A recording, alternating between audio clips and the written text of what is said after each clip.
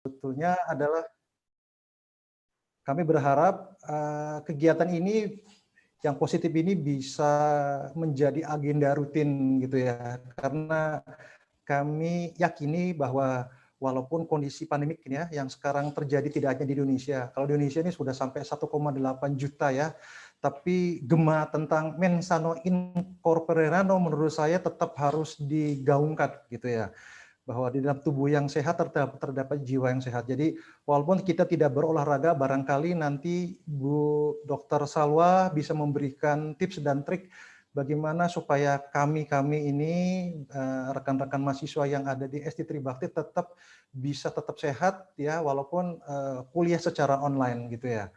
Di samping itu sebetulnya juga kami berharap bahwa tidak hanya fisik yang sehat, tapi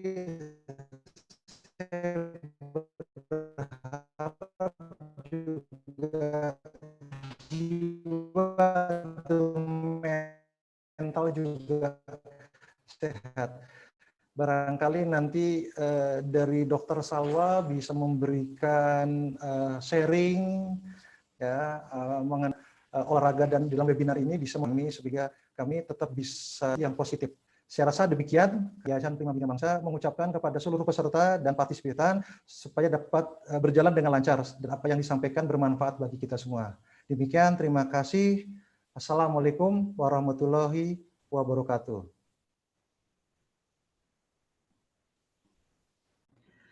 Baik, terima kasih kepada Bapak Prilly atas sambutannya. Acara selanjutnya, saya akan membacakan profil dari narasumber kita pada acara webinar siang hari ini, yaitu Ibu Dr. Salwah Nur. Ibu Dr. Salwah Nur merupakan dokter umum di klinik pemerintah Bontang. Beliau kelahiran di Bontang pada tanggal 28 April tahun 1992. Beliau sudah banyak menempuh pendidikan dimulai dari SD Negeri 08 Bontang, SMP Negeri 1 Bontang, SMA Negeri 1 Bontang, dan Universitas Mula Warman Profesi Kedokteran. Beliau juga banyak memiliki pengalaman bekerja dimulai dari internship Rumah Sakit Samarinda Medika Citra, Puskesmas Air Putih Samarinda, dan Klinik Pegawai Pemerintah Bontang dari tahun 2019 hingga saat ini. Baiklah, tibalah kita pada acara inti, yaitu sesi pemaparan materi yang akan disampaikan oleh narasumber kita, yaitu Ibu Dr. Salwah Nur. Kepada Ibu Dr. Salwah Nur dipersilahkan untuk memberikan materinya.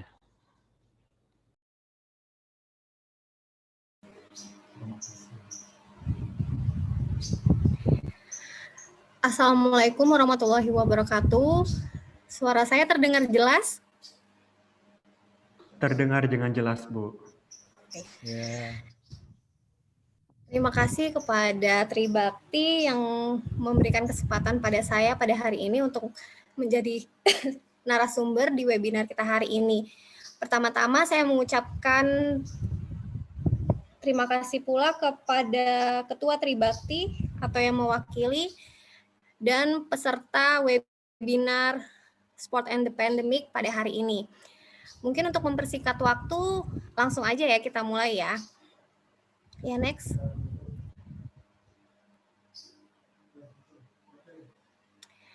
Ya, mengapa harus tetap aktif berolahraga, apalagi terutama pada masa pandemi ini ya. Jadi di sini ada beberapa poin yang saya tandai. Yang pertama adalah menjaga kebugaran, yang kedua mencegah kelemahan otot, yang ketiga menjaga imunitas, dan yang terakhir adalah mengurangi stres. Jadi yang paling penting di era pandemi ini adalah dengan kita menjaga imunitas. Salah satu untuk menjaga imunitas adalah berolahraga. Kenapa sih? Apa sih hubungannya olahraga dengan imunitas? Jadi pada saat kita berolahraga, ada dua hormon yang dihasilkan oleh tubuh, yakni hormon adrenalin dan hormon kortisol. Hormon adrenalin ini berfungsi untuk meningkatkan aliran darah ke otak. Dan yang kedua adalah hormon kortisol. Hormon kortisol ini berfungsi untuk memecah glukosa yang ada di tubuh untuk menghasilkan energi yang kita butuhkan dalam olahraga. Selain itu, sebenarnya tubuh kita ini memiliki organ yang namanya limfa. Organ limfa ini menghasilkan sel-sel imun. Dan biasanya dia hanya berfokus di jaringan limfa itu saja. Namun apabila kita berolahraga, teraktivasilah dua hormon tadi yang mengakibatkan aliran darah ke seluruh tubuh lebih lancar dan terjadi peningkatan, sehingga sel-sel yang tadi juga akan beredar ke seluruh tubuh dan terjadi peningkatan sel-sel imun di limfa. Itu yang mengakibatkan banyak sel-sel imun akan terbentuk apabila kita olahraga.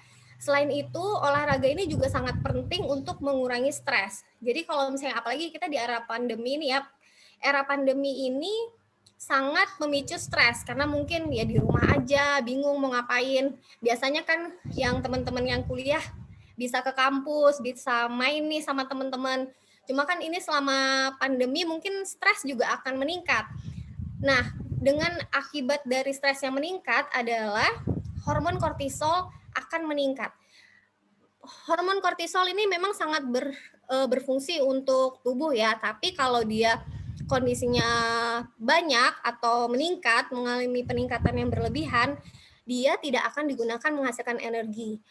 Jadi kalau dengan olahraga, kortisol tadi akan bekerja untuk memecah gula, dan gula itu dipakai untuk kita beraktivitas. Kalau kita nggak berolahraga dan cuma stres doang, gula itu akan terus dipecah. Akhirnya kita bisa jadi diabetes, obesitas. Itu yang mengakibatkan sangat bahaya adanya stres ini. Makanya kita benar-benar harus aktif, apalagi di era pandemi ini, aktif untuk berolahraga. Bukan hanya berolahraga, bisa juga kita lakukan dengan meningkatkan aktivitas fisik di rumah. Oke, bisa next. Nah, ini nih ya, syarat memulai olahraga. Syarat memulai olahraga yang paling pertama, bentar ya. Yang pertama itu nadi kurang dari 100 kali per menit. Jadi teman-teman bisa nih, tahu nggak cara mengukur nadi yang benar? Jadi nih, tangan, letakkan jari pertama dan jari kedua di arah bagian luar mengikuti jari jempol. Nanti teman-teman raba, di situ akan ada denyutan. Dihitung selama 1 menit. Jadi yang benar adalah nadi kurang dari 100 kali per menit untuk memulai olahraga. Selain itu, gula darah kurang dari 250. Kemudian tensi kurang dari 180 per 90 dan lebih dari 80 per 60.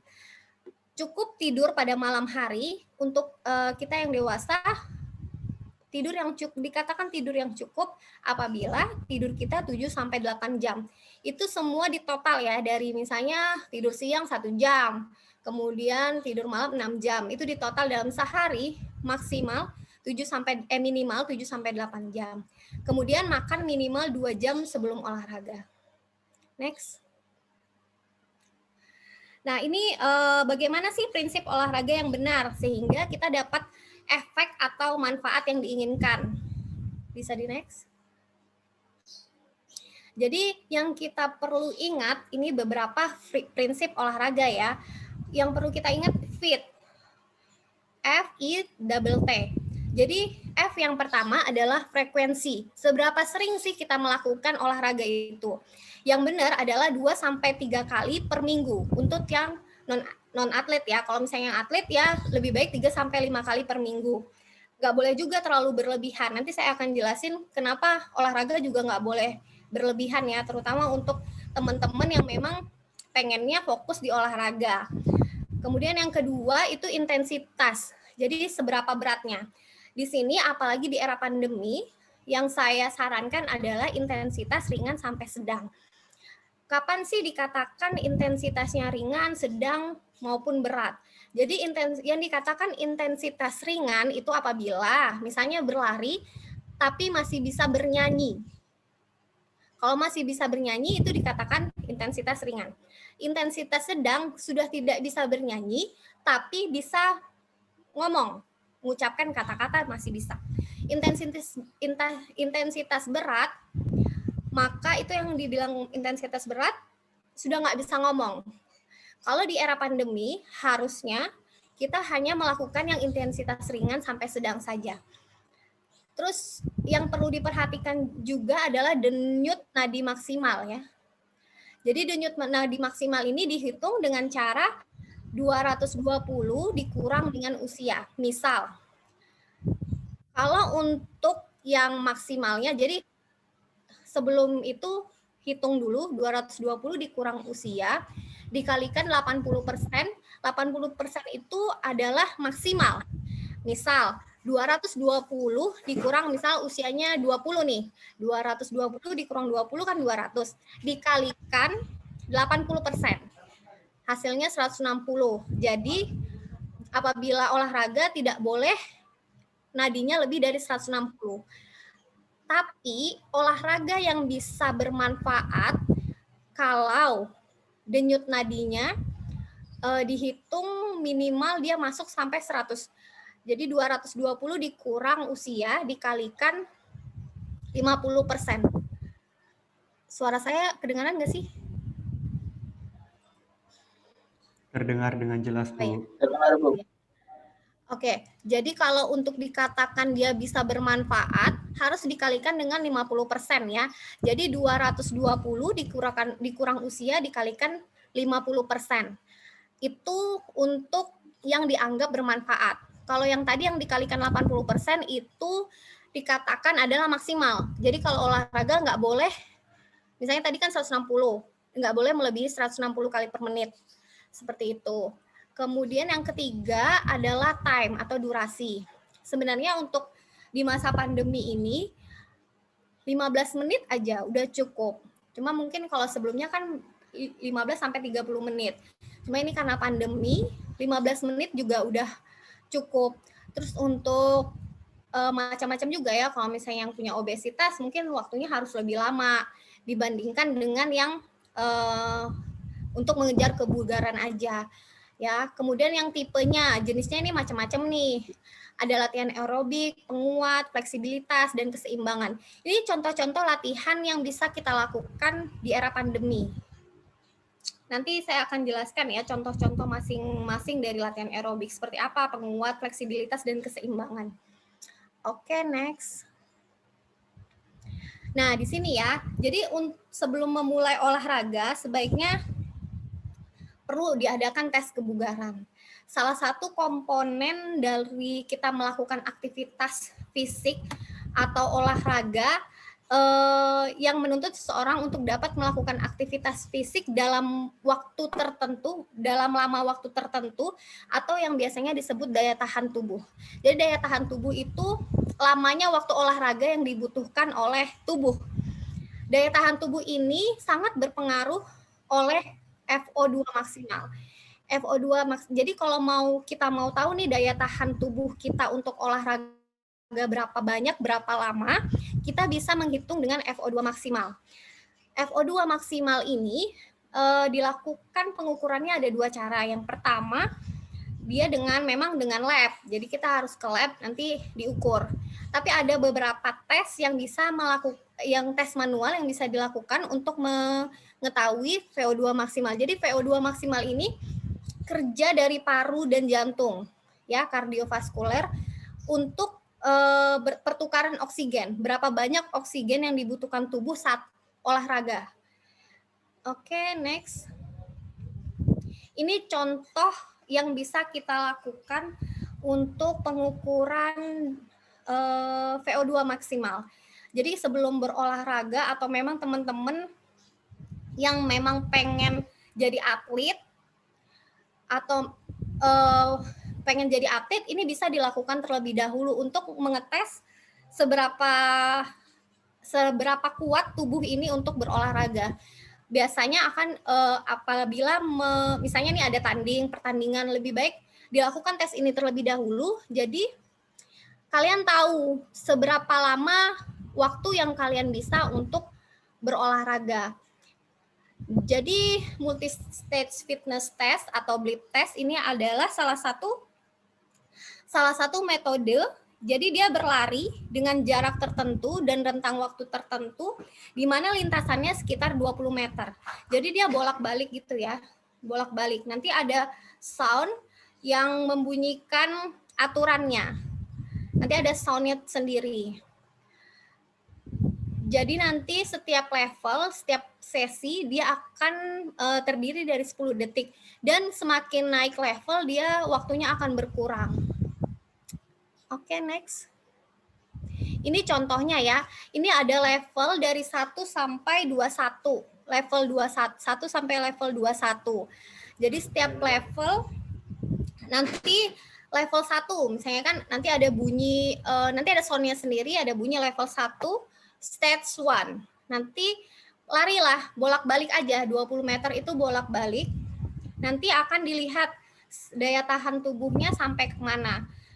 Misalnya kalau pada normalnya sih, misalnya pada atlet-atlet renang, atlet lari, itu biasanya yang normalnya pada kebanyakan ya, yang kebanyakan didapat itu untuk atlet-atlet yang tadi saya sebutkan, kalau pada laki-laki sampai ke level 6. Kalau pada perempuan sampai ke level 3. Nanti bisa dengan seiringnya latihan kan harus continue nih.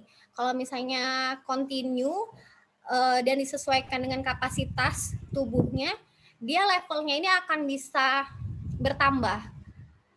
Ya, jadi seseorang yang melakukan olahraga yang continue, di sini nanti daya tahan tubuhnya akan bisa bertambah. Jadi dengan pemeriksaan ini kita bisa mengetahui apakah terdapat perkembangan dari olahraga kita atau tidak. Terutama teman-teman yang memang pengen fokus di bidang olahraga ya, atau hobinya olahraga, pengen berprestasi. Saran saya dilakukan tes ini sangat baik. Oke, next. Nah, ini tadi contoh latihan-latihan aerobik yang kita bisa lakukan pada saat pandemi, terutama pandemi ya. Naik turun tangga aja bisa kok, nggak perlu keluar rumah juga bisa. Dari naik turun tangga aja kita udah bisa dikatakan olahraga. Yang kalian harus ingat adalah ada aktivitas fisik, ada olahraga. Bedakan, aktivitas fisik hanya kontraksi otot. Jadi pekerjaan yang hanya membuat kontraksi otot, misalnya nyapu gitu. Dia tidak ada efek ke kardiovaskularnya. Sedangkan olahraga merupakan aktivitas fisik yang teratur. Saya kayak gini nih, kayak naik tangga, naik turun tangga, bisa dikatakan olahraga karena dia juga memicu peningkatan adrenalin tadi. Kemudian jalan cepat di halaman rumah, kemudian senam aerobik, sepeda statis, maupun lompat tali. Oke, next. Kecepatan nggak ya saya? Nanti kalau ada yang kurang jelas nanti bisa ditanyakan ya. Kemudian contoh latihan penguat. Jadi ada push up, squat, kemudian latihan dengan menggunakan terband, latihan dengan menggunakan dumbbell, ini juga sangat bisa dilakukan di rumah. Oke, next. Ini contoh latihan fleksibilitas ya. Fleksibilitas itu jadi intinya di peragangan. Di peragangan ya, bisa melatih otot hamstring, ini ada gerakan-gerakannya yang bisa diikutin. Otot bicep, tricep ya. Ini bicep, ini tricep ya. Oke, next. Ini untuk latihan keseimbangan. Nah, latihan keseimbangan ini juga sangat gampang ya. Kalau lagi di kantor atau lagi semua kan pada kuliah online nih, gitu. Ini bisa dilakukan nih sambil habis kuliah 1 jam, peregangan lagi, ini bisa dilakukan ya. Oke, next. Ini latihan pernafasan. Latihan pernafasan ini sangat bermanfaat ya, bermanfaat untuk menjaga kebugaran fungsi paru. Ini ada cara-caranya sih. Ini juga bisa merilekskan, bisa meningkatkan imun, bisa terus mengurangi stres dengan melakukan latihan pernafasan. Nanti bisa dibaca ya, nanti dibagikan modulnya. Oke, next. Kemudian nih latihan relaksasi. Jadi latihan relaksasi ini juga bermanfaat untuk mengurangi ketegangan, kecemasan, kemudian mempelancarkan peredaran darah, merilekskan otot-otot, dan menjaga suasana hati agar lebih tenang. Jadi ini bisa dilakukan ya di rumah ya teman-teman ya. Oke, next. Nah, ini adalah overtraining. Jadi bagi teman-teman yang memang lagi suka banget, hobi banget olahraga, itu juga harus diperhatikan. Jangan berlebihan. Jadi ini ada namanya overtraining. Overtraining itu adalah kelelahan akibat latihan dengan dosis atau intensitas yang berlebihan. Apalagi di era pandemi ini. Jadi yang harus diperhatikan adalah yang tadi fit ya, fit, frekuensi, intensitas, time, dan tipenya. Kalau ini ada beberapa gejala. Kalau misalnya ada pertandingan kan, jadi mau meningkatkan daya tahan tubuhnya ya terus-terusan melakukan olahraga tanpa memperdulikan dari intensitas yang mestinya ringan sedang dilakukan dengan berat.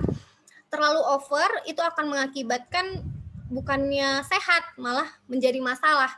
Jadi ada beberapa gejala yang harus kalian perhatikan. Bisa gejala gangguan mood, bisa jadi sulit berkonsentrasi, kemudian insomnia, susah tidur, makan juga nggak enak, ada gangguan pada pencernaan, bisa diare, mual, akhirnya susah makan, penurunan berat badan. Selain itu juga bisa menurunkan tekanan darah. Untuk pada wanita, haidnya jadi nggak teratur.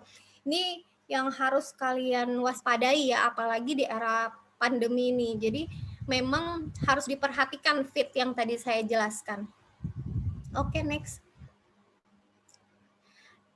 Ini kiat-kiat ya olahraga di masa pandemi. Saya mengingatkan kembali tetap harus menggunakan masker. Untuk menggunakan masker, makanya tadi kita diminta untuk intensitas ringan dan sedang. Untuk ringan dan sedang masih boleh menggunakan masker. Cuma nanti kalian perhatikan lagi, kalau masih bisa bernyanyi atau masih bisa ngomong, berarti itu dikatakan sudah sampai sedang, nggak boleh lebih nih. Kalau misalnya sampai nggak bisa ngomong, lepas aja maskernya dulu. Tapi yang harus diperhatikan yaitu jaga jarak. Kalau lari sendiri, nggak di keramaian masih bisa ya buka masker. Cuma kalau misalnya nih di dalam fitness itu kan bahaya banget kan, karena dalam satu ruangan di tempat gym itu bahaya. Kemudian nggak boleh saling pinjam peralatan. Misalnya kalau main tenis, ya peralatannya sendiri. Bagusnya sih memang olahraganya yang tidak dua ya, olahraganya memang yang sendiri. Jadi misalnya juga bawa tumbler sendiri. Terus jangan sering menyentuh wajah. Bagusnya sih tetap beraktivitas fisiknya di rumah. Terus pastikan memang imun lagi bagus nih untuk beraktivitas di luar rumah. Terus dilihat juga kita berada di zona apa. Kalau di zona hijau masih bisa kita melakukan olahraga di luar. Kalau untuk zona orange atau merah, saran saya tetap lakukan olahraganya di rumah dengan contoh-contoh yang saya tadi udah jelaskan ya. Oke, next. Oke, ini ada stratifikasi resiko latihan fisik atau olahraga di lingkungan COVID ya. Jadi ada 3 daerah resiko.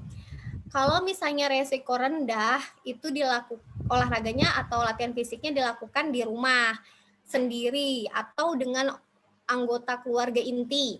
Terus menggunakan peralatan sendiri. Ini resiko rendah untuk terkena COVID. Resiko sedangnya apabila olahraga di tempat umum.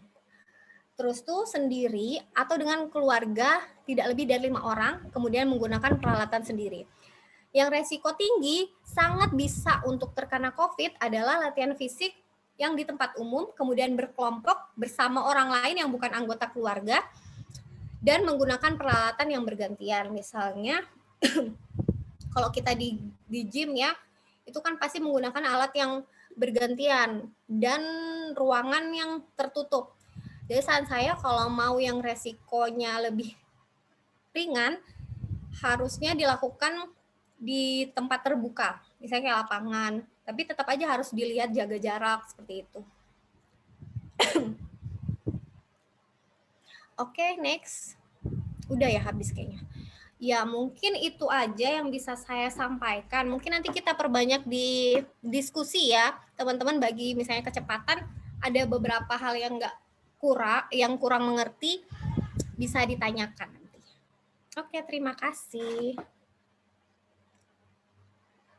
Saya kembalikan ke MC ya. Wah, sangat menarik sekali ya materi dari Ibu Dr. Saulah Nur. Ya, jadi dari materi ini mengajarkan kita bagaimana cara untuk hidup sehat dan olahraga yang benar dan baik. Oke, untuk acara selanjutnya yaitu sesi tanya jawab. Kepada para peserta yang memiliki pertanyaan, silakan diajukan melalui kolom chat yang sudah tersedia di Zoom meeting ini.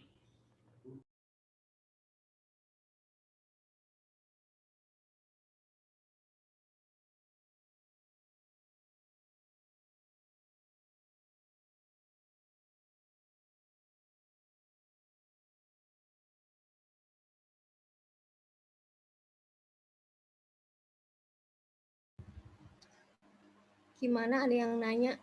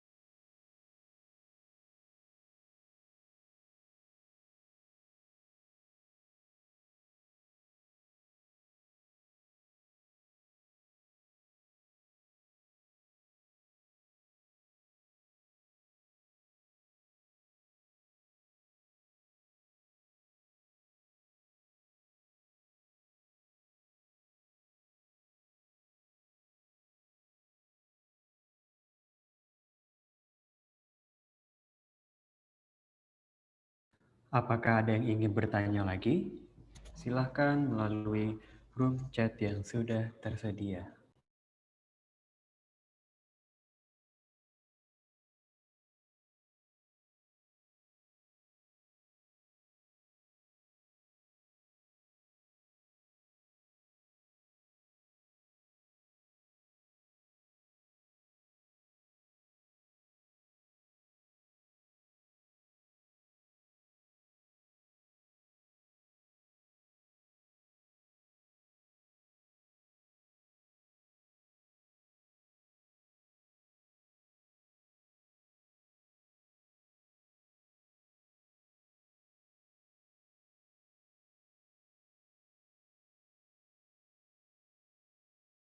Baik, apakah ada yang ingin bertanya lagi? Jika ada yang ingin bertanya, silakan bertanya melalui kolom chat yang sudah tersedia di bawah. Terima kasih.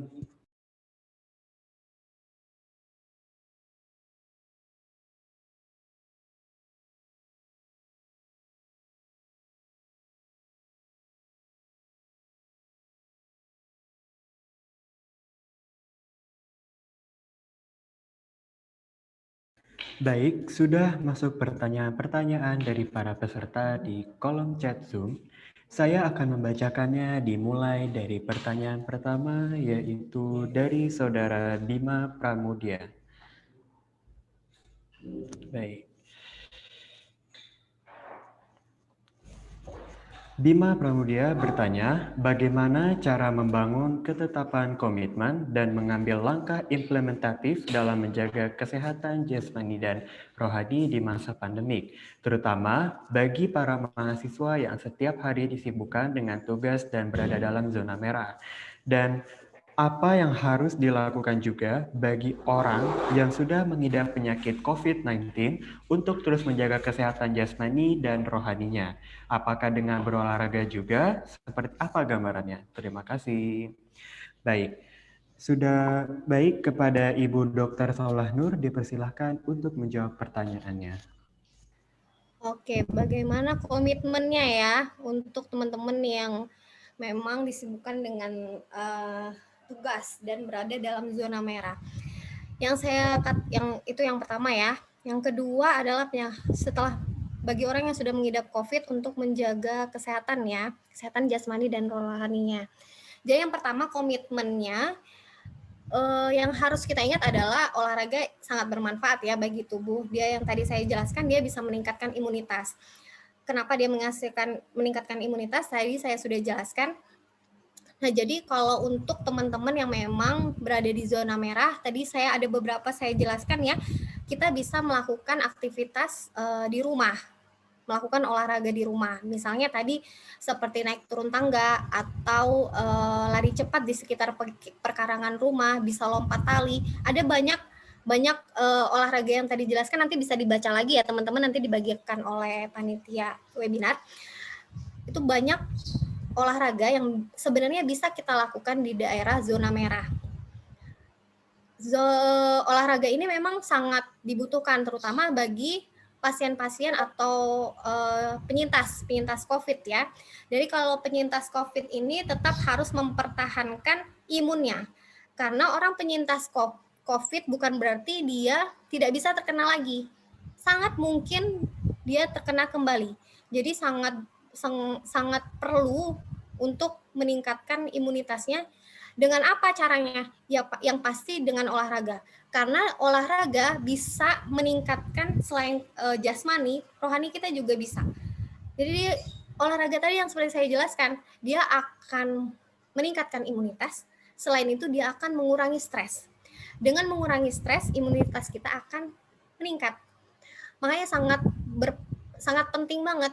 Makanya kalau ada nih, kalau lihat-lihat di rumah karantina ya, rumah karantina COVID, pasti pasien-pasien COVID akan diminta untuk olahraga. Harus dipaksa untuk olahraga. Salah satunya adalah untuk mengurangi stres dan meningkatkan imun. Seperti itu, gimana? Kalau kurang jelas, boleh disanggah.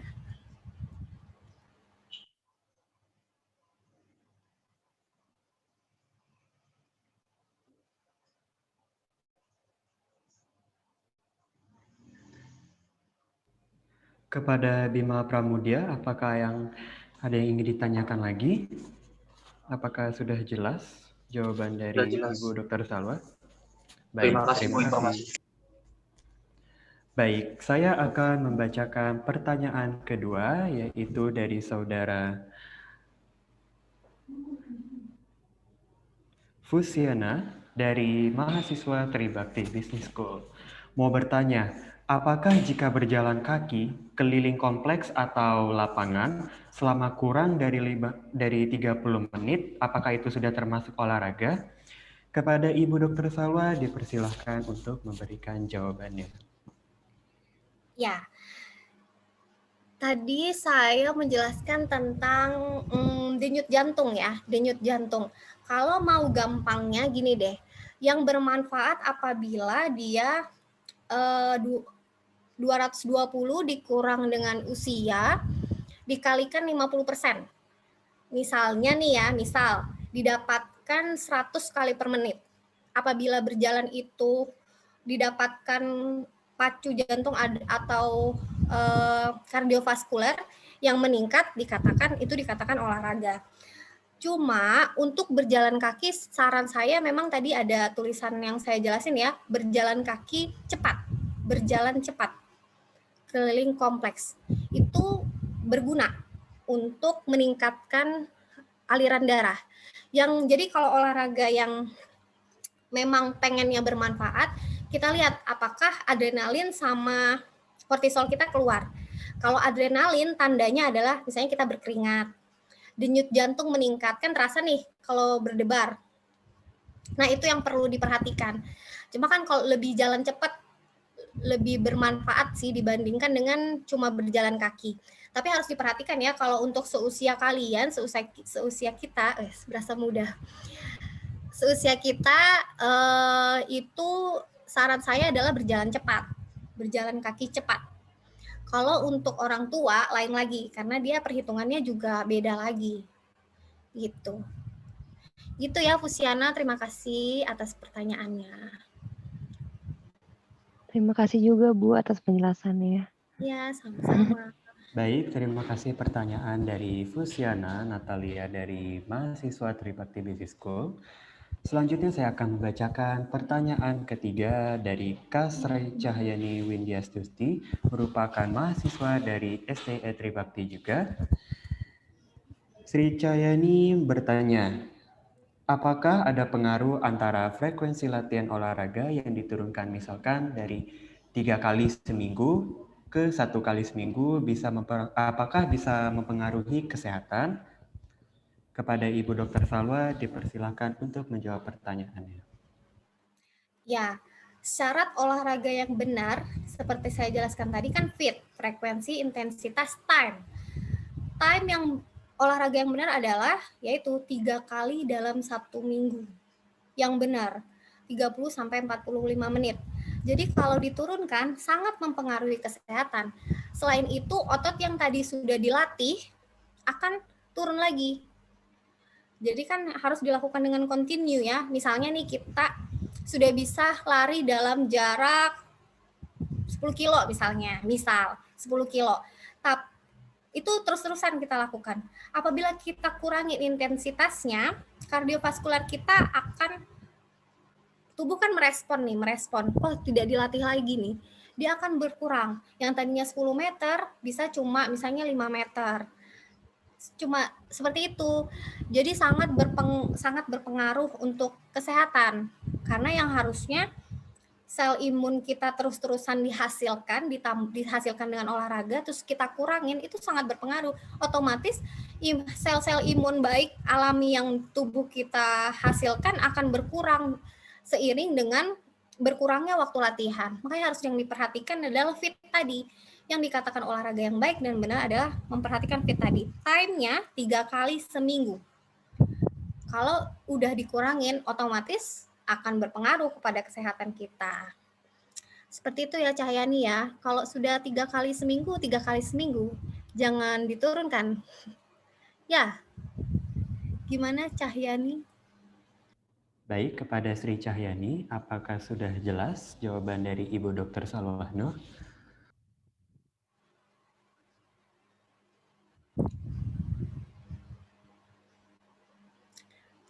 Sudah ya? Baik, terima kasih kepada Sri Cahyani. Saya akan melanjutkan pertanyaan selanjutnya. Ada yang bertanya, apakah DOMS itu normal dan bagaimana cara membedakan cedera dan DOMS itu? Kepada Ibu Dr. Salwa dipersilahkan. DOMS. Yang lainnya pada tahu nggak DOMS apa? Jadi DOMS itu delay onset muscle soreness, atau yang dikatakan adalah nyeri otot ya. Nyeri otot biasanya terjadi apabila intensitas olahraga yang digunakan adalah intensitas berat. Intensitas berat mengakibatkan DOMS atau nyeri otot. Yang dikatakan cedera adalah cedera atau trauma ya. Jadi kelainan yang terjadi pada tubuh ya, yang mengakibatkan misalnya nyeri, panas, merah, bengkak. Dari pengertian itu udah jelas ya. Cedera adalah kelainan pada tubuh yang mengakibatkan timbulnya nyeri, panas, merah, bengkak, dan yang lainnya. Misalnya tidak berfungsi ototnya, kerusakan tendon, patah tulangnya, itu bisa. Itu karena cedera. Jadi DOMS ini termasuk dari cedera. Karena artinya kan nyeri di bagian otot. Dari pengertian cedera sendiri kan udah jelas. Gejalanya adalah nyeri. Kalau DOMS adalah nyeri di otot, otomatis DOMS itu bagian dari cedera. Istilahnya cedera ini atasnya, kepalanya lah. Nanti cabang-cabangnya banyak. Salah satu cedera adalah DOMS. Itu ya. Ya. Baik, terima kasih atas jawabannya. Saya akan membacakan pertanyaan selanjutnya, yaitu dari Muhammad Azhar Raihan. Muhammad Azhar dari mahasiswa STE Tribakti juga. Izin bertanya, Bu, ada beberapa mitos yang beredar di masyarakat seperti jahe yang dapat menangkal COVID. Kalau dari segi medis, bagaimana ya, Bu? Kepada Ibu Dr. Salwah Nur, dipersilakan untuk menjawab pertanyaannya. Ya, jadi jahe merupakan tanaman-tanaman herbal ya, tanaman herbal yang sangat banyak di Indonesia. Fungsi dari jahe adalah anti peradangan. Anti peradangan, jadi kalau misalnya anti peradangan bisa juga meningkatkan imunitas. Karena dia fungsinya mirip-mirip hormon kortisol tadi. Mirip. Hormon kortisol dengan jahe mirip. Karena dia fungsinya sama-sama anti peradangan. Kalau misalnya mengkonsumsi jahe, nggak sepenuhnya itu bisa menjaga imunitas kita. Tapi memang salah satu tanaman herbal yang bisa menjaga imunitas adalah jahe. Yang patut diperhatikan adalah dosisnya. Karena memang kalau misalnya jamu-jamuan ini kan kita nggak pernah tahu nih dosisnya. Bisa aja misalnya buat jahenya kan pasti nggak mungkin nih dia nggak ngasih gulanya berapa, jahenya berapa, ukurannya masih nggak jelas. Kalau dia dikonsumsi berlebihan justru akan timbul masalah baru di bagian tubuh lain. Memang secara ilmiah memang dia bisa meningkatkan imunitas. Asal dengan kadar yang tepat. Kalau ini dikonsumsi terus-menerus, apalagi oleh mahasiswa yang mungkin tingkat stresnya berat ya, mungkin banyak kerjaan, banyak tugas, dia bisa meningkatkan asam lambung, fungsi jahe. Jadi dia akan menyebabkan perlukaan pada lambung. Dia akan meningkatkan asam lambung, timbullah masalah baru. Jadi saran saya, kalaupun mau mengkonsumsi jahe boleh, tapi jangan berlebihan. Karena itu akibatnya bisa meningkatkan asam lambung. Jadi yang ada kalian jatuhnya jadi sakit mah, gampang-gampangnya sakit mah deh. Kalau sakit mah imun makin turun karena makan nggak enak, mau ngapa-ngapain nggak enak, gitu. Dan saran saya boleh konsumsi tapi tidak berlebihan. Oke, ada lagi yang nanya? Apakah jawaban dari Ibu Dr. Salwah Nur sudah jelas, Azhar?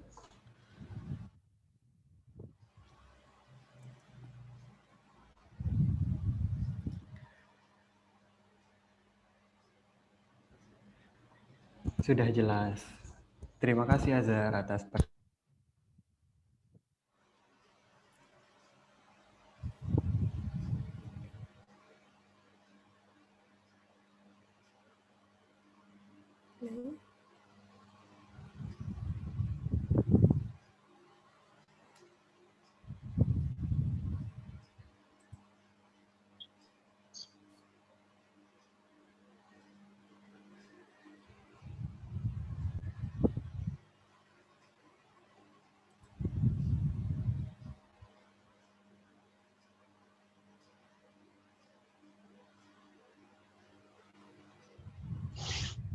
Halo?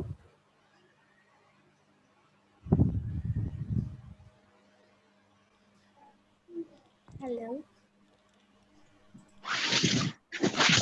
Error ya? Sorry, jaringan saya jelek ya? Maaf, Bu, sinyal dari kaminya hilang. Oh, kirain saya yang hilang.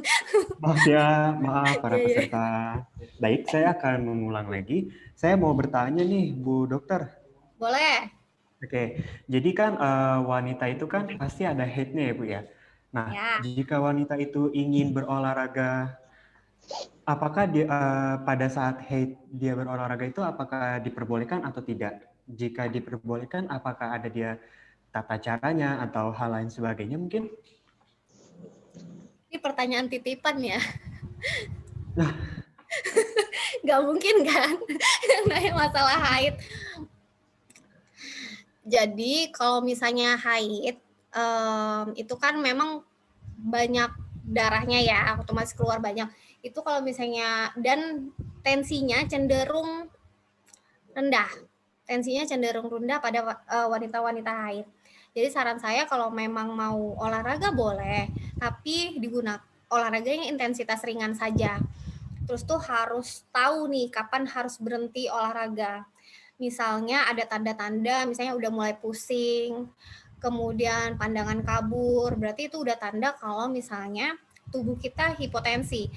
Sebenarnya kalau lebih bagusnya sih memang kan tadi ada syarat kita ukur tekanan darah kan, tapi kan nggak mungkin semuanya bisa ukur tekanan darah. Jadi kan syaratnya tadi harus di atas 80/60. Kalau misalnya di bawah itu nggak boleh. Jadi tetap boleh sih, yang penting diperhatikan aja intensitasnya. Karena kalau berlebihan akan mengganggu height-nya juga. Yang tadi dijelasin ada overtraining itu ya, overtraining itu bisa nyebabin gangguan pada height-nya. Bisa jadinya jatuhnya nggak height atau height-nya berkepanjangan, pokoknya gangguan height. Seperti itu. Diperhatikan intensitasnya aja, yang diingat yang fit tadi itu aja. Oke. Baik, terima kasih Bu atas jawabannya yang sangat menarik. Apakah yang lain ada yang ingin bertanya lagi? Jika ada yang bertanya, silakan menanyakan pertanyaan di kolom room chat yang sudah tersedia. Ayo nanya mumpung. Anak-anak basket nih, mana?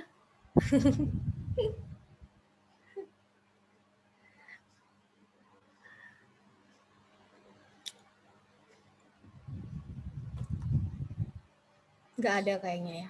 Udah jelas ya. Nanti kalau misalnya ada mau tanya, bisa nanya-nanya di Instagram aku ya, DM aja boleh. Konsultasi apapun boleh gratis. Nanti tanya panitia aja Instagram aku apa. Maaf ya, saya ngomongnya aku kamu, bukan gue lo. Soalnya di Kalimantan. Baik Bu. Sepertinya sudah jelas semua ya dari jawaban-jawaban Ibu Dr. Salwah Nur. Ini Oke. Baiklah, dikarenakan waktu menunjukkan pukul 14.08 waktu Indonesia Barat, dan kita sudah banyak sekali mendapatkan ilmu pembelajaran yang sangat bermanfaat. Dan saya juga akan membacakan kesimpulan pada siang hari ini. Aktif berolahraga dapat bermanfaat bagi kita, yaitu menjaga kebugaran, menjaga kelemahan otot, menjaga imunitas, dan mengurangi stres. Olahraga yang benar, kita harus memperhatikan fit selama 3 seminggu lebih maksimal. Tipe latihan seperti aerobik, penguatan, fleksibilitas, dan keseimbangan. Kelebihan dari olahraga juga bisa memberikan gejala seperti insomnia, sakit kepala, dan juga ada beberapa lainnya.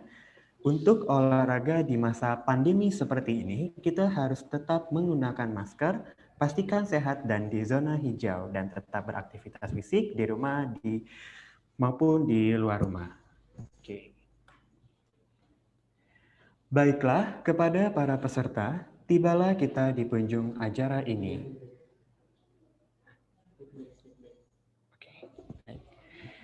Kepada seluruh peserta, silakan mengisi link feedback yang sudah tersedia di room chat atau di grup WhatsApp. Baik, kepada para peserta, tibalah kita di penghujung acara ini. Terima kasih kepada narasumber kita pada siang hari ini, yaitu Ibu Dr. Salwah Nur, yang sudah memberikan banyak ilmu untuk kita semua. Saya, selaku moderator pada acara ini, mengucapkan banyak sekali terima kasih dan mohon maaf sebesar-besarnya jika sekiranya ada kata-kata yang kurang berkenan selama acara ini berlangsung. Semoga ilmu dan pengetahuan apa yang disampaikan oleh pembicara tadi dapat bermanfaat bagi kita semua di kemudian hari. Amin. Saya Fatala Dova Cahya Agung, pamit undur diri. Sampai bertemu pada acara-acara unit kegiatan mahasiswa Tribakti Basket Club tahun 2021 selanjutnya. Terima kasih dan sampai jumpa. Wassalamualaikum warahmatullahi wabarakatuh. Selamat siang. Kepada para peserta, diulang sekali lagi untuk mengisi link feedback yang sudah tersedia di room chat atau grup WhatsApp, dan jangan lupa juga untuk mengisi absensi kehadiran yang sudah tersedia. Terima kasih.